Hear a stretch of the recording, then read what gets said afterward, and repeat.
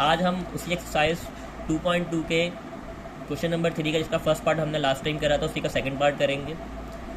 Second part करवाने से पहले मैं आपको लॉग से रिलेटेड 2 चीज़ें बता रहा हूँ। लॉग की फॉर्म से रिलेटेड जो आपको याद होना या आपको मालूम होना, आपकी नॉलेज में होना ज़रूरी है। सबसे पहली बात ये कि अगर आप किसी ऐसी वैल्यू का लॉग मालूम कर रहे हैं कि जो वैल्यू आपके साथ लॉग में लिखी गई है और वही वैल्यू आपके पास लॉग की बेस में भी है, यानी कि आप जिस वैल्यू का लॉग मालूम कर रहे हो वो और जो लॉग की बेस है वो, अगर वो दोनों वैल्यू सेम होंगी तो हमेशा आंसर 1 आएगा।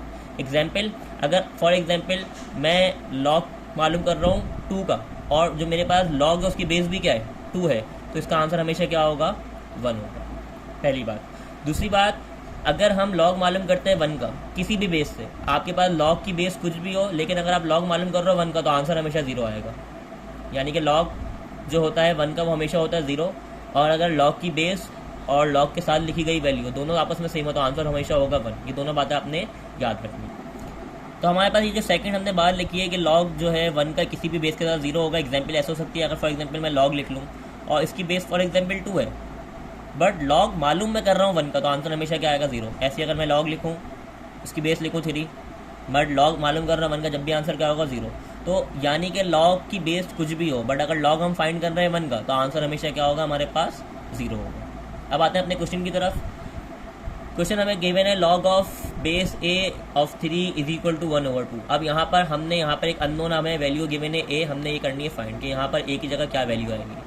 तो लास्ट टाइम हमने सीखा था कि आपने लॉग की फॉर्म में किसी भी अननोन वैल्यू को अगर फाइंड करना है तो पहले उस पूरी वैल्यू को आपने एक्सपोनेंशियल फॉर्म में कन्वर्ट करना है। तो ये जो पूरा मेरे पास एक वैल्यू यहाँ पर लिखी हुई है लॉगरिथमिक फॉर्म में, जिसमें मुझे ए मालूम करना है, तो सबसे पहले तो बेटा मैं इसको कन्वर्ट करूँगा एक्सपोनेंशियल फॉर्म के अंदर।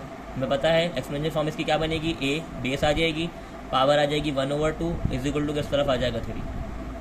नाउ हमें एक बात मालूम है, ये जो 1/2 पावर होती है बेसिकली ये इक्वल होती है स्क्वायर रूट के। तो यहाँ पर मैं ए के ऊपर इस 1/2 की जगह स्क्वायर रूट लिख दूंगा। मैं बिल्कुल ऐसा कर सकता हूँ, हमने ये बात लास्ट टाइम पढ़ी हुई थी। और इज इक्वल टू के यहाँ पे लिखा हुआ है 3। अब मुझे वैल्यू फाइंड करनी है सिंपल ए की, बट यहाँ पर ए पे स्क्वायर रूट मौजूद है, यानी कि मुझे इस स्क्वायर रूट को रिमूव करना है। और ये बात हमें मालूम है कि स्क्वायर रूट को हम कैसे रिमूव कर सकते हैं, अगर हम इस पूरे ए स्क्वायर रूट ऑफ ए के ऊपर पावर में लगा दें 2, तो उससे ये स्क्वायर रूट हो जाएगा कैंसिल। हमें पता है पावर 2 से स्क्वायर रूट हो जाता है कैंसिल। तो हमने बेसिकली यहाँ क्या करना है, स्क्वायर अप्लाई करना है। लेकिन हमें पता है कि अगर मैथ में अगर कोई काम हम एक तरफ करेंगे तो वो काम हमें दूसरी तरफ भी करना पड़ेगा।